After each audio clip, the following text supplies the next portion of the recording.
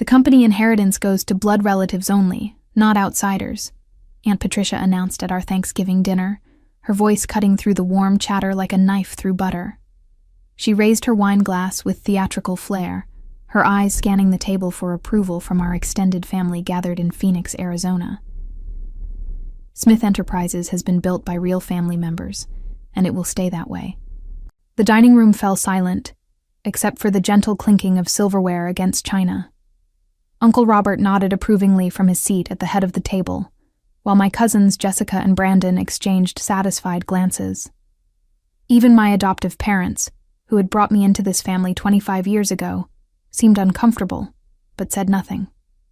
My name is Martha Collins, and at 28 years old, I had learned to navigate these family gatherings with careful composure. I smiled politely and took a sip of my sparkling cider, letting Patricia's words wash over me like water off a duck's back. What they didn't know wouldn't hurt them, at least not yet. I mean, we can't have just anyone thinking they're entitled to what we've worked so hard to build, Patricia continued, her gaze settling on me with barely concealed disdain. Some people need to understand their place in this family. I felt the familiar sting of exclusion, but I had grown accustomed to it over the years. Being adopted into the Smith family had always come with an asterisk, a constant reminder that I wasn't quite one of them, despite sharing their name and sitting at their table every holiday. Patricia makes an excellent point, chimed in my cousin Jessica, who worked as marketing director at Smith Enterprises. The company has thrived because we keep it in the family. We understand the business in ways that outsiders simply cannot. I nodded thoughtfully, as if considering the wisdom of her words. You're absolutely right, Jessica. Family loyalty is everything in business. What they couldn't see was the quiet confidence I carried, the secret knowledge that had been growing inside me for the past 5 years, like a seed waiting for the right moment to bloom.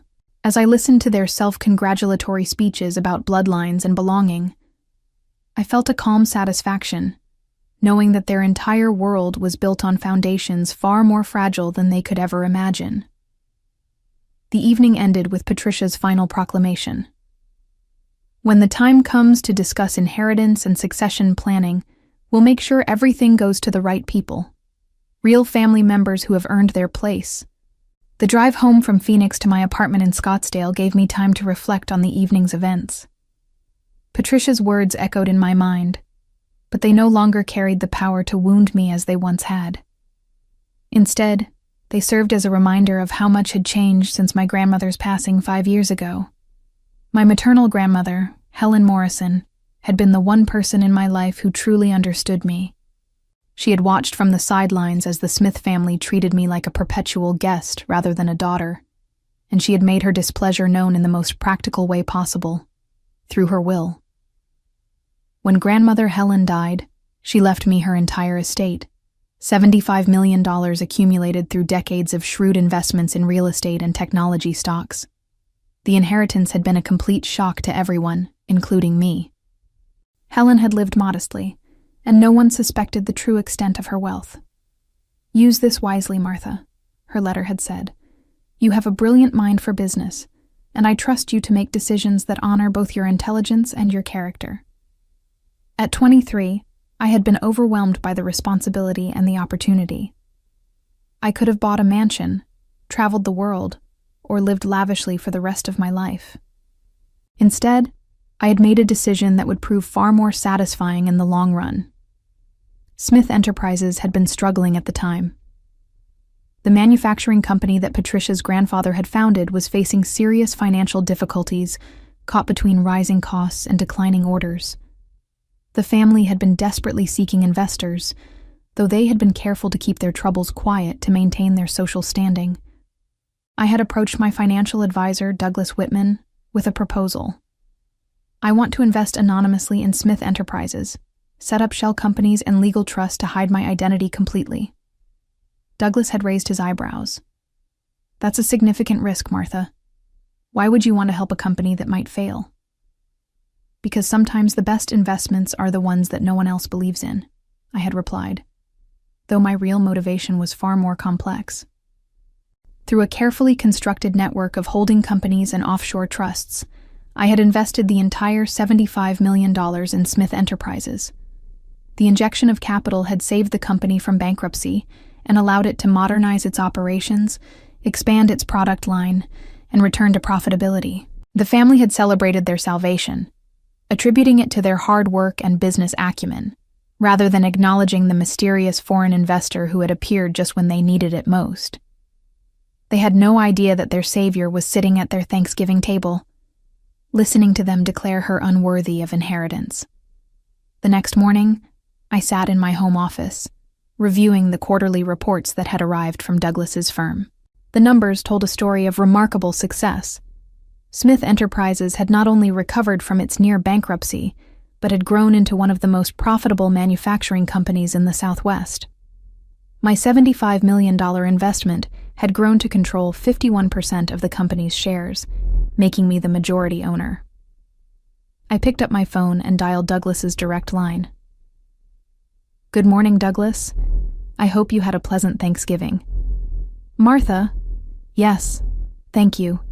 I trust yours was enlightening?"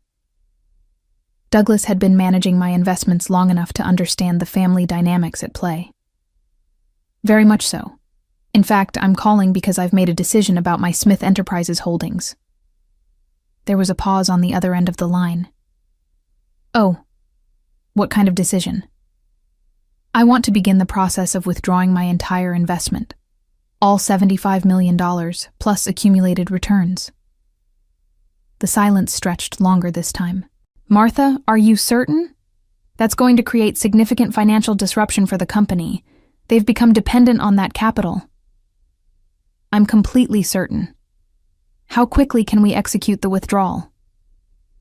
"Given the size of the investment and the legal structures we put in place, I'd estimate 30 to 60 days for a complete liquidation. But Martha, this will likely force the company into bankruptcy. Is that really what you want?" I looked out my office window at the Arizona desert landscape, where saguaro cacti stood tall and resilient, despite the harsh environment. "Sometimes, Douglas, people need to learn that they can't build their success on the backs of people they claim don't belong." "I see. And what would you like me to do with the proceeds once we've liquidated?" "I've been researching competing companies in the manufacturing sector. There's a firm called West Park Industries in Denver that's been looking for investment capital to expand operations. They've built their success on merit-based promotion and inclusive hiring practices. I think my money would be much better invested there." Douglas chuckled softly. "I have to admit, Martha, I've been wondering when you'd decide to make this move. I'll begin preparing the withdrawal documentation immediately." "Thank you, Douglas. And please make sure that when Smith Enterprises receives the withdrawal notice, they understand it's coming from their majority shareholder. I want them to know exactly who's been keeping their company afloat all these years." "Consider it done. I'll draft a letter that makes your ownership position crystal clear." After ending the call, I leaned back in my chair and smiled. Patricia and the family were about to learn a valuable lesson about the difference between being born into privilege and actually earning it. Their comfortable world of assumed inheritance and blood-based entitlement was about to crumble, and this time, I wouldn't be there to catch them when they fell. The emergency board meeting was called for the following Tuesday morning at 9 a.m. I knew about it before any of the family members did, thanks to the corporate governance documents that guaranteed my right as majority shareholder to attend all board meetings. Douglas had delivered the withdrawal notice the previous Friday afternoon, and the family had spent the weekend in frantic phone calls and desperate strategizing. I arrived at the Smith Enterprises headquarters building 30 minutes early, wearing my best navy blue business suit and carrying a leather portfolio containing copies of all the documentation proving my ownership stake. The receptionist, Kelly, greeted me with surprise. "Martha, I didn't expect to see you here today. Are you here to see someone?" "I'm here for the board meeting," I replied calmly. Kelly's confusion was evident. "But the board meeting is for executives and investors only. I don't think—" "I understand. Could you please let them know that Martha Collins has arrived and is ready to take her seat at the table?" Before Kelly could respond, Patricia burst through the lobby doors, her usually perfect hair disheveled and her face pale with stress. She was followed by Robert, Jessica, and Brandon, all looking like they hadn't slept in days. "Kelly, has anyone from Morrison Holdings called?" Patricia demanded, completely ignoring my presence. "We need to reach their representatives immediately." I cleared my throat. "Actually, Patricia, Morrison Holdings is already here." Patricia whirled around, her eyes wide with desperation. "Martha, what are you talking about? This is a crisis situation. Our biggest investor is pulling out, and we need to find them before the company collapses." "I'm aware of the situation," I said quietly. "You're aware? How could you possibly be aware? This is confidential company business." Patricia's voice rose to a near shriek. Uncle Robert stepped forward, his face flushed with anger and confusion. "Martha, this isn't the time for family games. We're facing bankruptcy because some foreign corporation has decided to destroy our company. We need all hands on deck to save Smith Enterprises." I opened my portfolio and extracted a document bearing the official seal of Morrison Holdings. "Actually, Uncle Robert, I think you'll find this situation more manageable than you imagine." Patricia snatched the document from my hands, her eyes scanning the legal text with growing disbelief. This says Morrison Holdings is... But that's impossible." "What does it say?" Jessica demanded, leaning over her mother's shoulder. Patricia's voice came out as barely a whisper. "It says Morrison Holdings is a subsidiary of Collins Family Trust, which is controlled by..." She looked up at me with horror dawning in her eyes. "Martha Collins." The lobby fell silent, except for the hum of fluorescent lights overhead. Robert's mouth opened and closed like a fish gasping for air. Brandon stared at me as if I had suddenly sprouted wings. Jessica grabbed the document from her mother's trembling hands and read it again, hoping the words would somehow change. "This has to be some kind of mistake," Robert finally managed. "Martha works as an administrative assistant at a nonprofit. She drives a Honda Civic. She lives in a one-bedroom apartment." "2 bedrooms, actually," I corrected gently. "And I prefer to live modestly. It helps people show their true colors when they think you don't have anything they want." Patricia's face had gone from pale to bright red. "You're telling me that you, an adopted nobody, have been our major investor this entire time?" "Majority investor," I clarified. "I own 51% of Smith Enterprises. I have for the past 5 years." The boardroom had never felt smaller than it did that Tuesday morning as I took my seat at the head of the conference table. Patricia, Robert, Jessica, and Brandon sat across from me like defendants awaiting sentencing, while the company's attorney, David Sherman, shuffled through documents with increasingly worried expressions. "This is absolutely impossible," Patricia kept repeating, as if saying it enough times would make it true. "You can't own our company. You don't know anything about business." I opened my portfolio again and spread out 5 years' worth of quarterly reports, financial statements, and strategic recommendations that I had submitted through Douglas's firm. "Actually, Patricia, I think you'll find that I know quite a bit about this business. After all, I've been making the major financial decisions for half a decade." David Sherman looked up from his legal review. "I've verified the documentation. Miss Collins is indeed the majority shareholder of Smith Enterprises through a complex but entirely legal structure of holding companies and trusts." "But where did she get $75 million? Jessica demanded. "She can't possibly have that kind of money." "My grandmother left me her estate when she passed away 5 years ago," I explained. "She had been quite successful with her investments over the years, though she preferred to live quietly." Robert's face was turning purple with rage. "Helen Morrison? That woman left you everything. We're family. We deserve that inheritance." "Are we family, Uncle Robert?" I asked softly. "Because yesterday at Thanksgiving, I was told quite clearly that I'm an outsider who doesn't belong. I was informed that inheritance should only go to blood relatives, not people like me." Patricia slammed her hand on the table, This is blackmail. You can't destroy our company just because your feelings got hurt. I'm not destroying anything, I replied calmly. I'm simply withdrawing my investment from a company whose leadership has made it clear that I'm not welcome. Surely you can understand that I'd prefer to invest my money with people who value my contributions. Brandon spoke up for the first time, his voice cracking with panic. But Martha, if you pull out, we'll lose everything. The company will go bankrupt. We'll all lose our jobs. That's unfortunate, I acknowledged. But according to yesterday's conversation, this company belongs to blood relatives only. I'm sure you'll find a way to manage without an outsider's money. The room fell silent as the full impact of the situation sank in. Smith Enterprises had been operating on borrowed time for years, propped up by my anonymous investment. Without that financial foundation, the company would collapse within weeks. David Sherman cleared his throat nervously. Miss Collins, is there any possibility of negotiation? Perhaps we could restructure the ownership arrangement or— I'm afraid not, I interrupted. I've already identified a new investment opportunity that aligns better with my values. West Park Industries in Denver has an excellent reputation for treating all employees with respect and promoting based on merit rather than family connections. Patricia's eyes filled with tears of rage and desperation. You're destroying 3 generations of family legacy out of spite. I'm not destroying anything, Aunt Patricia. I'm simply choosing to invest my money with people who treat me as a valued partner rather than an unwelcome intruder. Isn't that what any smart businesswoman would do? The final documents were signed in Douglas's office the following Thursday afternoon.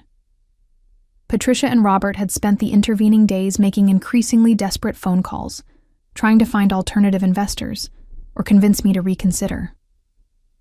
Their efforts had been unsuccessful, largely because word had spread through Phoenix's business community about their treatment of their own majority shareholder.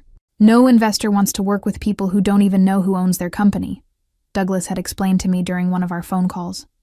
It suggests a fundamental lack of competence and awareness.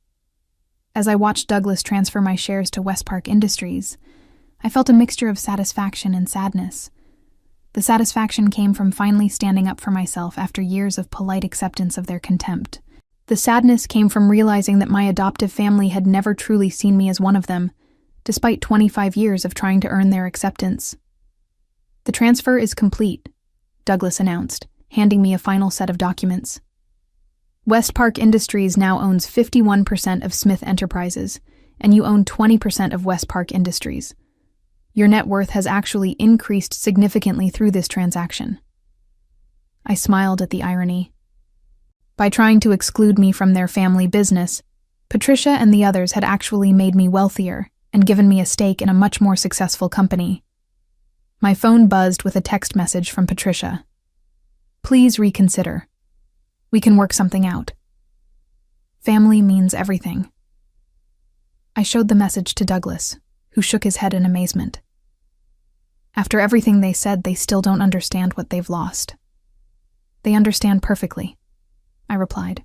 They just thought I'd never have the power to do anything about it. That evening, I received a call from James Morrison, the CEO of West Park Industries. His voice was warm and professional as he introduced himself and explained his company's vision for the future.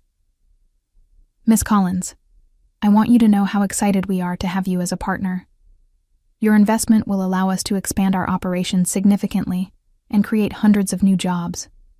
I'm looking forward to working with you, Mr. Morrison. I believe in investing in companies that value all their stakeholders.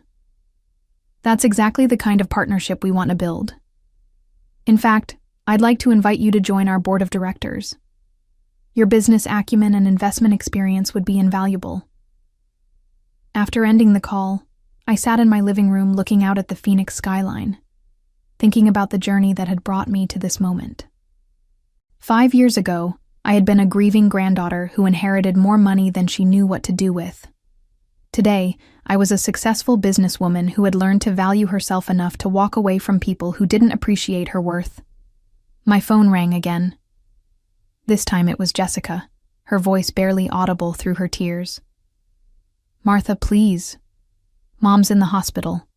The stress of losing the company gave her a heart attack. Can't you find it in your heart to forgive us? I felt a pang of genuine sympathy for Patricia's medical condition, but I also knew that forgiveness and business were separate matters. I'm sorry to hear about your mother's health, Jessica. I hope she recovers quickly. But my investment decision isn't about forgiveness. It's about choosing to work with people who see me as a valuable partner, rather than an unwelcome burden. The bankruptcy filing for Smith Enterprises made the front page of the Phoenix Business Journal 2 weeks later. The headline read, "Family Manufacturing Dynasty Collapses After Alienating Majority Shareholder." The article detailed how the Smith family had unknowingly driven away their own financial backer through years of dismissive treatment. I read the article over my morning coffee, feeling a complex mixture of vindication and melancholy. The reporter had interviewed several business experts who used the Smith family's downfall as a cautionary tale about the importance of knowing who actually controls your company. "This is one of the most preventable corporate disasters I've seen in 30 years, one analyst was quoted as saying. Basic due diligence would have revealed the ownership structure, but they were so focused on family politics that they ignored fundamental business realities. My phone had been ringing constantly with interview requests from business magazines and television programs. Everyone wanted to hear the story of the adopted daughter who had secretly owned the family company for 5 years. I had declined most of the requests, preferring to let my actions speak for themselves. Douglas called that morning with an update on the final dissolution of Smith Enterprises. "The assets are being liquidated to pay creditors," he reported. "Patricia and Robert will lose their executive salaries, their company cars, and their stock options. The family's financial situation is going to change dramatically."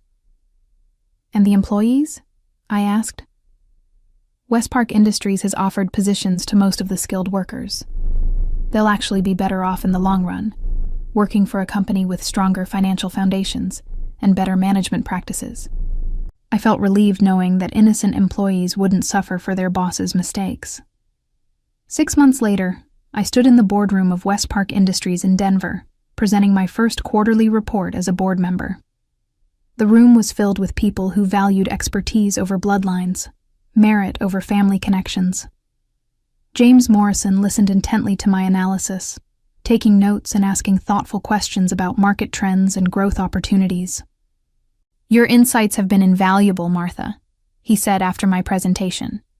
"The Phoenix manufacturing facility is exceeding all our projections, and your recommendations for operational improvements have increased efficiency by 23%.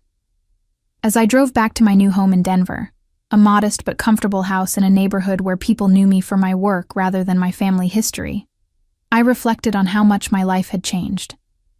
I no longer had to endure holiday dinners filled with subtle insults and constant reminders of my outsider status. Instead, I spent my time with colleagues who appreciated my contributions and friends who valued my character over my bank account. My phone buzzed with a message from Patricia. Even months later, she occasionally tried to contact me, alternating between apologies and accusations. This message read, "I hope you're happy now that you've destroyed everything our family built." I deleted the message without responding. Patricia still didn't understand that I hadn't destroyed anything. I had simply stopped propping up their illusion of success. They had built their company on borrowed money and borrowed time, thinking their family name was sufficient to guarantee prosperity. The truth was, I had given them 5 years of financial stability that they never would have had without my investment. If they had chosen to treat me as family instead of as an intruder, we all could have prospered together. Instead, they had chosen pride over profit, prejudice over partnership. Patricia and the rest of the Smith family faced complete financial ruin when my withdrawal of $75 million forced Smith Enterprises into immediate bankruptcy, resulting in the loss of their company, family estate, and lifetime financial security within 30 days. Their reputation in the business community was destroyed when word spread that they had alienated their own controlling shareholder through petty prejudice, making them unemployable and socially ostracized in their formerly prestigious circles. Patricia lost her country club memberships, luxury car, and family home when creditors seized all assets to pay company debts, while other family members were forced to take minimum wage jobs after their executive positions disappeared with the company's collapse. The business press covered their downfall as a cautionary tale about family hubris and the importance of knowing who actually controls your company, ensuring their names would forever be associated with one of the most preventable corporate disasters in recent history. As I signed the final documents transferring my shares to West Park Industries, I understood that sometimes the most elegant revenge is simply letting prejudiced people discover the true cost of their discrimination when it destroys everything they thought they owned. And I realized that my journey from excluded outsider to respected business leader had taught me that real family isn't defined by blood, but by how people choose to treat each other when they think no one is watching.